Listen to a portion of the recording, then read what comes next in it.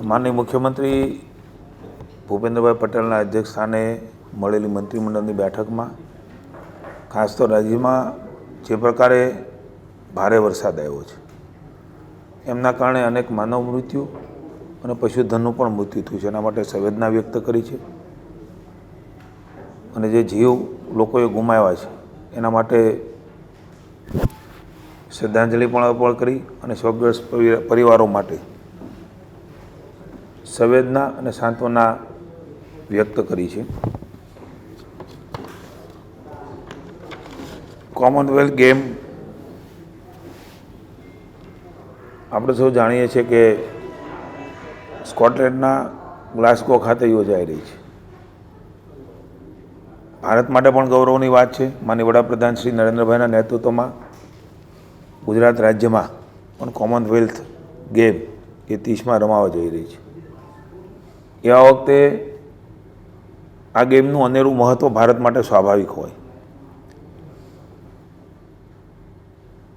વિશ્વ પટલ પર જે ખેલાડીઓએ નામ રોશન કર્યા છે એવા ભારતના 2 ખેલાડીઓને ગોલ્ડ મેડલ, 5 ખેલાડીઓને સિલ્વર મેડલ અને 3 બ્રોન્ઝ મેડલ મળીને કુલ 10 મેડલ એ ભારતને ગૌરવ અપાયું છે. જે ખેલાડીઓને પણ વિશેષ અભિનંદન આજની કેબિનેટની બેઠકમાં આપવામાં આવ્યા છે અને ભવિષ્યની મેચો માટે પણ માનનીય મુખ્યમંત્રી ભૂપેન્દ્રભાઈએ ખેલાડીઓને શુભકામનાઓ પાઠવી છે. મેં કીધું એમ અલગ અલગ પ્રકારે વરસાદ રાજ્યમાં આવ્યો છે. નુકસાની પણ કેટલીક જગ્યાએ જોવા મળી છે. ભૂપેન્દ્રભાઈના માર્ગદર્શનમાં હંમેશા તમામ વર્ગ માટે સંવેદના સરકારની રહી છે. નાના મોટા વેપાર અને સ્વરોજગાર માટે નાગરિકોની સાથે સુખ અને દુઃખના ભાગીદાર એ રાજ્યની ભાજપની સરકાર રહી છે. ત્યારે અમદાવાદમાં પણ જે ભારે વરસાદ પડ્યો છે એમાં વેપારીઓ, લારી ગલ્લા ધારકો, દુકાનદારોને પણ આર્થિક નુકસાન વેઠવાનો વારો આવ્યો છે. ત્યારે એમણે ચિંતા કરીને આજની બેઠકમાં જે સુરતનો ઠરાવ છે એ જ પ્રમાણે જે નુકસાન અમદાવાદમાં થયું છે એ વેપારીઓને પણ એ જ પ્રકારની સહાય કરવાનો નિર્ણય આજે મંત્રીમંડળની બેઠકમાં થયો છે. સ્થાનિક વહીવટીતંત્ર દ્વારા સ્થળના પ્રત્યક્ષ સર્વે, ફોટોગ્રાફી, વિડીયોગ્રાફીના આધારે પારદર્શી સર્વે એના માટે હાથ ધરવામાં આવશે. પુનઃ વેપારીઓ આત્મવિશ્વાસ પ્રાપ્ત થાય, કારણ કે અમદાવાદ એ ગુજરાતનું આર્થિક હૃદય છે. સૌ સાથે મળીને પુનઃ એનો આત્મવિશ્વાસ પ્રાપ્ત થાય ને પુનઃ એનો ધંધો ધબધબતો થાય એમના માટેની આપણા સૌની સહિયારી જવાબદારી છે એવું માની મુખ્યમંત્રી શ્રી માનીને આ પ્રકારની ધારાધોરણ પ્રમાણે સહાય આપવાનો નિર્ણય એ કેબિનેટમાં થયો છે. આપણે સૌ જાણીએ છીએ કે ઉર્જા વિભાગ એ અતિ મહત્ત્વનું વિભાગ છે. માનની ઋષિભાઈ અને રાજ્યમંત્રી ભાઈ શ્રી કૌશિકભાઈ એ મંત્રી તરીકે ફરજ બજાવી રહ્યા છે.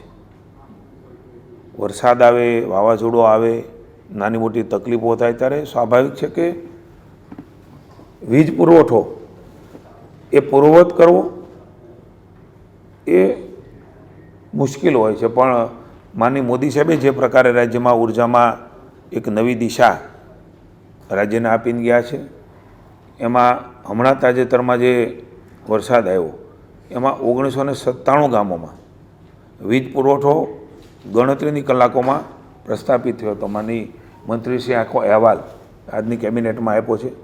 અસરગ્રસ્ત ફીડરો એ 2575 હતા.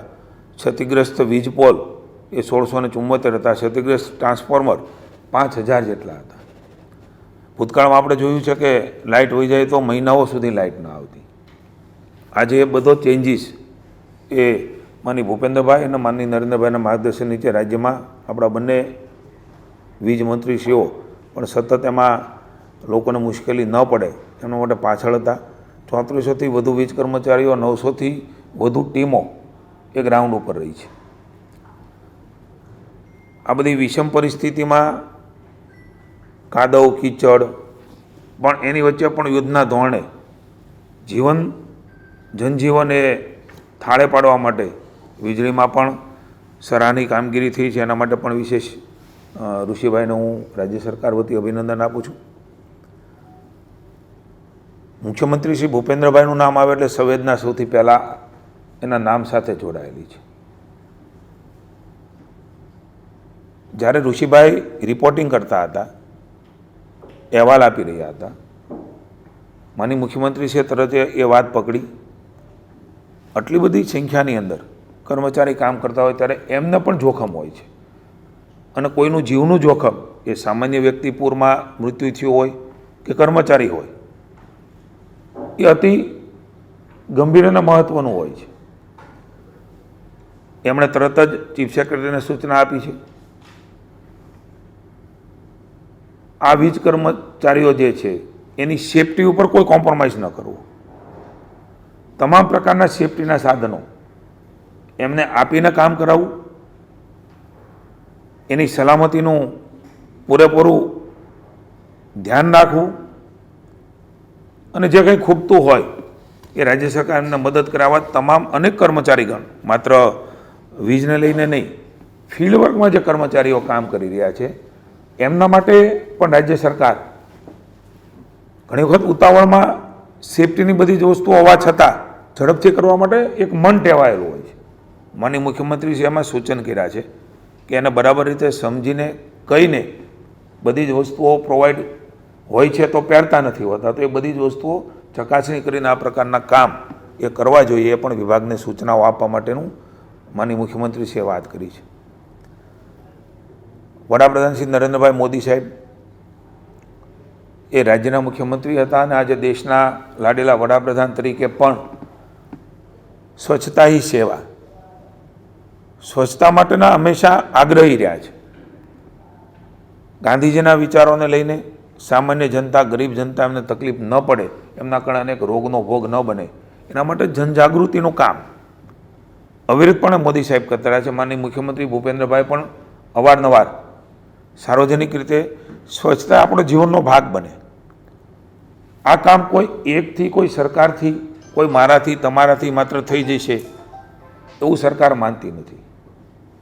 સામૂહિક રીતે સતત પ્રયાસો, અવડો મોટો દેશ, આટલી મોટી વસ્તી, આટલી બધી માનસિકતા, એમની વચ્ચે સામૂહિક રીતે આપણે પ્રયાસો કરીએ તો એની સફળતા એ સારી અને ભવિષ્યમાં કાયમીને નિરંતર રહેતી હોય છે. એટલે આ કોઈ એક ટૂંકા ગાળાનું દર વખતે સ્વચ્છતાની વાત કરવી, દર વખતે સ્વચ્છતા નથી થતી એની ચર્ચાઓ થાય, એટલા માટે હું કહું છું કે નિરંતર ચાલતી પ્રક્રિયા છે. દરેક વખતે માનસ પટ પર આ જાગૃતિનું કામ સ્વયં તમે હું બધા ન કરતા રહીએ ત્યાં સુધી બધા જ જોડાએ અભિગમ સાથે માનનીય મુખ્યમંત્રીશ્રીએ સ્વચ્છ ભારતના સપનાને, માનનીય મોદી સાહેબના સપનાને સાકાર કરવા માટે થઈને દર મહિનાના પહેલા રવિવારે સ્વચ્છતા માટે ઓછામાં ઓછી 1 કલાક શ્રમદાન કરવા માટે થઈને આહવાન એ કર્યું છે. તમામ જનપ્રતિનિધિઓ, તમામ કર્મચારીઓ, સામાજિક સંસ્થાના લોકો, NGO, પોલિટિકલ પાર્ટીના તમામ લોકો, અમારા પ્રદેશ અધ્યક્ષ જગદીશભાઈ વિશ્વકર્માએ પણ આ સરકારની મુહિમમાં ભારતીય જનતા પાર્ટીને NGO તરીકે જોડાવાની સૂચનાઓ આપી છે. હું તમામને આમંત્રણ આપું છું. એ કોઈ સરકારનો આ કામ છે એવું નથી, સમાજનું કામ છે, આપણું કામ છે. આપણે સૌ સાથે મળીને એને ઉપાડીએ. સ્વૈચ્છિક રીતે આપણા કાર્યક્રમ એ સવારમાં 1 કલાક એ આપવાનો, શ્રમદાન કરવાનો નિર્ણય એ થયો છે. પહેલો રવિવાર હવે આ મહિનાનો આવવાનો છે, ત્યારે તમામ લોકોને આ મુહિમમાં જોડાવા માટે હું વિનંતી કરું છું. સવારે 8 થી 9 1 કલાક આપણે સાથે મળીને શ્રમદાન કરીએ અને આ ભગીરથ કાર્ય, એ સેવાના ઉત્તમ કાર્યના આપણે સહભાગીદાર ને સાથી બનીએ.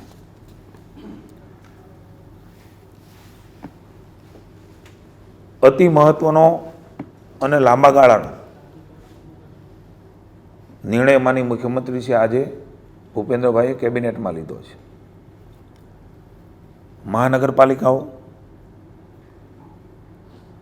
નગરપાલિકાઓના